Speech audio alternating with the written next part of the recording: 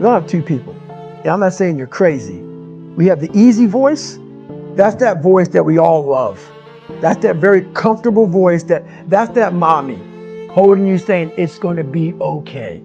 Doesn't care how good you are, just loves you. Just loves you no matter how messed up you are in life. So that's that one voice. This other voice that we walk very far away from is the voice saying, hey man, you ain't doing shit. So we try to get this voice out of our head completely. And we live over here in this land. So what you have to do first is turn up this voice over here. The voice saying things to you that aren't nice. That it's in our head saying, you know what, man, dude, you're not doing shit. I'm not saying to put yourself down.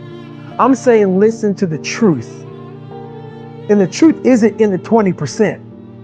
The truth is in this other part of your brain saying, look, man, you're wasting a bunch of percentage here. We have 80 more percent that we're not tapping into because in this other 80% is suffering, pain, failure, self-doubt, darkness, and then a whole bunch of light. But to get to this light, you gotta go through all of this. So a lot of us know that. I can get over here, but over here, man, this is much better because I gotta go through this journey that is not fun. This from 20 to 100%, this shit in between is not fun. So we decided to live over here. So everybody goes, how do you do that? You know exactly how to do that. You know exactly, it's not a magic trick. There's nothing I talk about that's a magic trick. It's all back down to a very primitive mindset of we just have to do. It's like breathing. Breathing becomes normal. Like we didn't know that we're doing it. That's how you have to live your life. When that alarm clock goes off at 4 or 5 in the morning, your mind says no. You just say, it's just what we do. It's what we do now. Because to get to where you want to go, the amount of pain involved, I'm not saying physical, I'm not saying you got to break yourself off. The amount of mental pain of how many times you're going to have to do something that you don't want to do to get to where you want to go. When I was 297 pounds and I was fat as hell trying to be a Navy SEAL, the scariest thing in the world to me, even to this day, was that could have been the rest of my life. I thought then I was trying hard. That's the scariest thing in the world. I thought then, 297 pound, working for Ecolab, spraying for cockroaches, making $1,000 a month. I thought that was me at my 100% potential.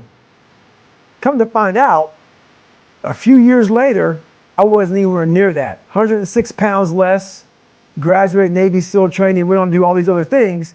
Looking back on that, that was me trying hard. That's why people gotta understand what is in us. We have no idea until we start trying hard. And I mean really trying hard when you're obsessed with, hey, this is my new norm. My new norm is that, wow, this isn't always fun. It's not always meant to be fun. And that's when you know you're trying hard. And so people listen to us that maybe are at 20% or 30%, about, yeah, I'm going hard, I'm going max, and yet they're not seeing the results. Like, how do they actually shake themselves out of that? We're all in a battle with our own brains. That's all life. of us. That's all life is. It's the most powerful thing in the world, is your own brain. It can work for you or against you. And as opposed to focusing on all those bad things that happened, all the things you didn't have, the people that called you names, all the stuff you're doing again, and you start thinking, wait a second, I just visualized this, and now I can take it to the next level, because the visualization got you through CO2. It did. And I was able to visualize the end. So when I was 297, and I was all fat and out of shape, and I couldn't run a quarter mile, and I was drinking milkshakes and eating boxes of donuts, I visualized, man, how would it feel? For a brief moment, so there were 22 guys that graduated. I watched this segment on TV about these guys going through Navy SEAL training. And I couldn't even, I wasn't a great swimmer, I was afraid of the water, all this crap, man.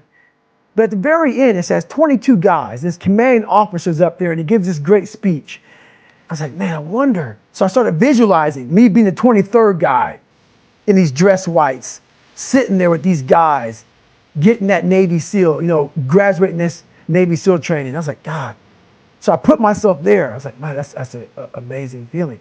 I put myself there at 297, not even able to do anything that these great men were doing. I said, man, if I could feel that, that would change my life. If I could just feel that. It lasts for 1 second. You get that certificate, you walk across the stage, and what's next? But I didn't know that then. My mind was that I thought I would live in that moment forever. So I said, wow, man, if I could just feel like that. If I could feel like that. And what was that feeling you wanted so bad? Respect? No, victory. I wanted to win. Not like beat somebody else. It wasn't about that. I just wanted to go the distance. Everything in my life, when something got hard, I quit. If it was reading, that's where, I wasn't great at reading. I wasn't great at writing, so I just quit. I couldn't catch on as fast as you. I had to work harder than you, so I quit. I wasn't great at things, so I quit. I'm not good at this. Like, man, if I could just go that distance, that extra mile, to just go, just to finish. I want to finish. I want to feel victory. And victory for me wasn't winning, it was just finishing. So I said, you know what? If I could feel like these guys feel, it would change my life. But what I realized, the best feeling I had was when I was by myself trying to lose this weight. I had to lose it in literally less than 3 months. 106 pounds in less than 3 months. And literally, I started feeling victory just by putting myself in the battle. It wasn't about going to Navy SEAL training. It wasn't about being the 23rd guy in that chair. I started realizing, man, just by going to war with myself every day and putting these challenges and these goals and these obstacles, these insurmountable obstacles. So it wasn't about losing 106 pounds. Me losing 5 pounds was an accomplishment. Me losing 10 pounds and then 50 pounds. And then the more I did this, the more I gained confidence.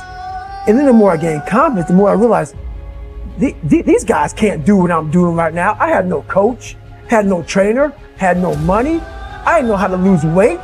I had no knowledge of what I was doing. I was just working. I was just sacrificing. And then through that, all these different tools started coming up. But I would have never found these tools if I didn't put myself in a very uncomfortable place. We all look for toughness. We all want it, but we look for it in a comfortable environment. You will not find toughness in a comfortable environment. Those of you who are listening to this, whoever hear this, you will not find it.